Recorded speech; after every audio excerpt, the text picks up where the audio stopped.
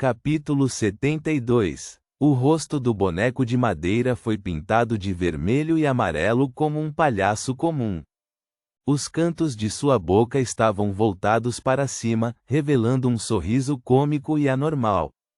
Seus lábios se abriram para revelar uma boca escura e profunda. Klein, que fixou seu olhar nela, sentiu seus cabelos se arrepiarem quando um horror intenso saltou de seu coração de uma maneira incontrolável. Tudo diante de seus olhos ficou opaco, como se ele estivesse olhando o mundo através de um pedaço de vidro marrom grosso. Os pensamentos de Klein diminuíram gradualmente e ele quis pedir ajuda por instinto, mas seu pescoço parecia estar preso por uma corda. Ele não conseguia emitir um único som, e a palavra ficou presa no silêncio. Só então, Dan percebeu que seus exercícios de braço estavam ficando lentos e o empurrou com força. O vidro marrom diante dos olhos de Klein quebrou em um instante. Ele deixou escapar a palavra ajuda que permaneceu adormecida em sua garganta e reverberou dentro da carruagem, com pânico agudo. Está ficando mais forte, Klein falou em um tom muito certo. Estar ao lado de um estranho artefato selado como o 2049 os colocaria em perigo terrível se não fossem cuidadosos. Não, era totalmente impossível se proteger contra ele. Só poderia ser gerenciado através de outros métodos. É normal, Ayur Harson disse com firmeza, balançando a cabeça. Lorota riu. Parece gostar de você? Não se preocupe. É um artefato selado de grau 2 relativamente menos perigoso. Acompanhando sua voz naturalmente lânguida, a marionete cujas juntas refletiam bem as de um humano se levantou. Começou a cambalear para a esquerda. Sua ação era incompreensível, como uma máquina a vapor que enferrujou por falta de óleo lubrificante. Dança do robô. Essas poucas palavras surgiram na cabeça de Klein em chinês de repente. Ele teve um novo palpite sobre o perigo que o 2049 representava. Ele assimilar os seres vivos dos quais se apodera. Se eu não fosse acordado a tempo pelos outros, teria me tornado uma marionete de tamanho humano, uma boneca Barbie da vida real. 2.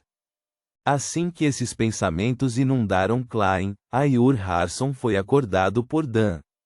Ele estendeu e dobrou os braços enquanto apontava na direção para a qual o boneco caminhava lentamente. Ele disse a Leonard, que dirigia a carruagem. Por aí. Leonard não conseguiu fazer a carruagem passar pelo prédio, então teve que desviar. Durante o desvio, o 2049 ajustou constantemente a direção para a qual estava voltado. Agia como uma bússola que apontava para a família Antigonos. Ao ver a cena, Klein, que sempre exercitava os braços, quase caiu na gargalhada com atenção. Ouvi dizer que 2049 foi criado pela família Antigonos. Isso é um ato de lealdade ou o exemplo perfeito de estragar tudo? Leonard conduzia a carruagem de acordo com as instruções ocasionais de Ayur Harson. Sempre que o estranho boneco 2049 caminhava até a beirada da carruagem, Ayur Harson o puxava de volta e começava tudo de novo. Cada vez que isso acontecia, sua boca se abria e duas pessoas ficavam sob sua influência ao mesmo tempo. Os sentimentos tensos de Klein aos poucos começaram a relaxar. Ele percebeu que o artefato selado 2049 não era mais tão assustador. Contanto que houvesse mais de 3 pessoas presentes e eles sempre mantivessem seus movimentos de braço, se acordassem seus parceiros a tempo, 2049 era apenas uma marionete com características um pouco únicas. A carruagem viajou em alta velocidade e chegou rapidamente ao porto, onde os armazéns estavam agrupados. Depois de circular algumas vezes, eles confirmaram que 2049 pretendia entrar no armazém branco acinzentado mais interno. A expressão de Ayur Harson tornou-se solene. Ele pegou o boneco com cuidado e o enfiou de volta no baú preto. Tum, tum, tum. Sob constantes batidas ferozes, Ayur foi acordado repetidamente com a ajuda de Borgia e Lorota, enquanto ligava o mecanismo com grande esforço. Ele então injetou sua espiritualidade e ativou os símbolos estrela e carmesim no peito. Com o reaparecimento do selo sem forma, Ayur Harson soltou um suspiro longo e pesado. Vamos descer, disse Dan Smith com uma voz baixa e suave. Leonard, amarre o cavalo aqui. Vestidos com blusões, ternos ou camisas, os 6 deixaram a carruagem e entraram no armazém mais interno. Enquanto caminhavam, esticavam e dobravam os braços de forma uniforme. Isso acrescentou uma vibração cômica e ridícula à situação bastante tensa. O esquadrão de dança desajeitada dos falcões noturnos. Klein só podia reclamar por dentro para aliviar tal sentimento. No entanto, não havia outra maneira de contornar isso. De acordo com suas observações, 2049 afetava primeiro a parte superior do corpo. Portanto, para detectar sua ação a tempo de evitar que uma situação mais perigosa se desenvolvesse, eles só tinham a opção de estender e dobrar os braços, sacudir o pescoço ou o corpo. No entanto, os 2 últimos apenas fariam com que parecessem bandidos. Quanto a ações como piscar os olhos e bater as sobrancelhas, elas foram facilmente ignoradas por serem muito simples ou demorarem. Nenhuma das duas era uma boa opção. Este estranho esquadrão de dança é melhor do que os membros da tríade Causeway Bay. 3. Klein suspirou resignado e seguiu o capitão Dan Smith e companhia. Quanto mais se aproximavam da porta do armazém, mais profunda se tornava sua ansiedade e preocupação. Ninguém sabia que tipo de efeito o caderno causou em Rei Bieber. Se algo terrível acontecesse, Klein não ousaria depositar suas esperanças em transmigrar de novo. Além disso, ele descobriu que ainda poderia se machucar e sangrar enquanto cortava os ingredientes para o jantar. A velocidade com que ele se recuperava também era normal. Ele não era algum tipo de monstro imune ao combate ou à morte.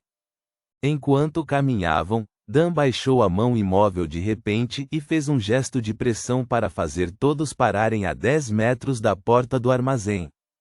Klein, adivinhe se há algum perigo no armazém. Será melhor se você puder dizer o nível de perigo, disse Dan enquanto virava a cabeça para Klein. Seus olhos cinzentos pareciam profundos como sempre, não demonstravam medo. Klein deu um aceno imperceptível e parou o exercício de mão. Ele estendeu a mão direita para o punho esquerdo e removeu a corrente de prata que tinha um pedaço de topázio pendurado. Como ele ainda estava movendo os braços, Dan percebeu suas ações lentas a tempo e o acordou com uma cutucada. Klein segurou a corrente de prata com a mão esquerda e permitiu que o topázio caísse naturalmente. Ao mesmo tempo, ele moveu o braço direito, mas com uma amplitude de movimento muito menor. Quando o topázio se estabilizou, ele semicerrou os olhos, imaginou uma luz esférica e entrou em cogitação.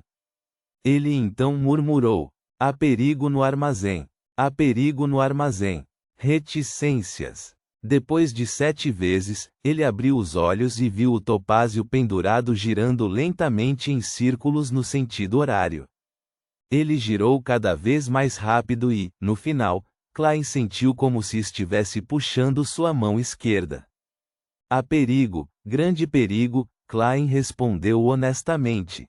Sentido horário significava afirmação para a declaração cantada, enquanto sentido anti-horário significava negação. Para outros Beyonders, até mesmo para um espreitador de mistérios, o uso de radiestesia espiritual só poderia determinar se havia perigo, mas era incapaz de obter informações sobre o nível de perigo. No entanto, Klein descobriu que, quando usava a radiestesia espiritual, O pêndulo girava em velocidades diferentes, revelando o grau da resposta. Embora não fosse muito preciso e bastante vago, permitia uma avaliação aproximada da situação real. Como esperado de uma poção de vidente, Klein ficou bastante feliz com o resultado. Quando estava prestes a guardar o pêndulo de topázio, Leonard Mitchell, que estava em silêncio, falou de repente. Adivinhe se há perigo ao nosso redor também. Dan concordou com a cabeça. Sim, estou preocupado que a ordem secreta não tenha desistido, colocando a casa de Rei Bieber sob vigilância constante. Eles podem ter nos seguido até aqui e podem causar problemas em um momento crítico. Klein respirou fundo e entrou em um estado etéreo e calmo mais uma vez. Quando a corrente de prata ficou estável mais uma vez, ele recitou em seu coração: há perigo nos cercando. Reticências. Há perigo nos cercando. Reticências. Depois de repetir a afirmação, Klein abriu os olhos e olhou para a corrente de prata. Em seus olhos castanhos escuros, o pêndulo de topázio primeiro se moveu no sentido anti-horário com dificuldade. Então, de repente, parou e começou a se mover no sentido horário. Há perigo nos cercando. Klein sentiu um puxão nas cordas do coração enquanto falava com cuidado. Além disso, alguém tentou interceptar sua adivinhação, mas perdeu para ele na luta invisível. Assim que ele falou, uma bola de fogo amarelo-elaranjada do tamanho de um punho voou em direção a eles. Ela veio em direção ao meio do grupo em alta velocidade. Dan Smith, que já tinha sacado seu revólver de cano longo antes de Klein fazer sua adivinhação, ergueu a mão de imediato, apontou e puxou o gatilho. Bang! A bola de fogo não pareceu ser afetada pelo tiro, mas continuou sua trajetória original, como se estivesse forçando todos a se esquivar. Klein originalmente não pensou nada sobre o encrenqueiro que estava o seguindo. 4. Afinal, havia 6 Beyonders presentes. Eles não tinham falta de especialistas em sequência 8 e sequência 7. Era uma escalação quase imparável em uma cidade pequena como Tingen. Mas quando a bola de fogo caiu, ele percebeu de repente. Para eles, o inimigo mais perigoso não era o rastreador nem o encrenqueiro, nem mesmo o Rei Bieber que estava no depósito em um estado desconhecido, mas sim o artefato selado 2049. Uma vez que eles se dispersassem e a batalha começasse, não seriam capazes de acordar um ao outro a tempo. Então, eles se transformariam em marionetes da vida real, um após o outro. Enquanto esses pensamentos caóticos o bombardeavam, Klein foi puxado por Leonard para o lado para desviar da bola de fogo. Sem tempo para sentir angústia por suas roupas, ele viu os falcões noturnos se dividirem em 2 grupos enquanto se esquivavam. Foi feito de forma muito ordenada. Puff! A bola de fogo amarelo-elaranjada pousou no chão, mas não levantou nem um pouco de poeira. Desapareceu como se nada tivesse acontecido. Uma ilusão? No momento em que esse pensamento lhe ocorreu, Klein viu Ayur Harson erguer o baú negro e arremessá-lo a pelo menos 10 metros de distância. Fiquem longe do baú. Cuidem dele. Ayur gritou. Antes que ele terminasse seu grito, Leonard e Borgia o abordaram separadamente. Eles ficaram a pelo menos 7 metros do baú para evitar que alguém se aproximasse. Quanto a Dan e Lorota, cada um deles segurava armas. Eles ficaram ao lado de Ayur Harson, que tinha desembainhado uma fina espada de prata, e assumiram uma formação semelhante a uma crescente, 5, enquanto avançavam em direção às origens da bola de fogo e observavam as regiões periféricas. Ao ver essa cena, Klein, que precisava fazer os exercícios de braços sem a bengala, imediatamente soltou um suspiro de alívio. Ele percebeu que tinha esquecido um assunto importante. 2049 tinha um alcance limitado de influência. Contanto que estivessem a uma distância suficiente dele, não precisavam se preocupar com o perigo. Klein rolou e se levantou.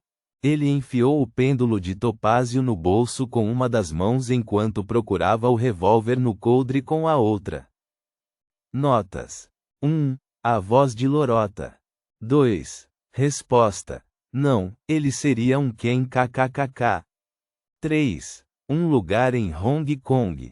4. Primeira menção, não é erro de tradução. 5. Lua crescente, eu acho. Ponto.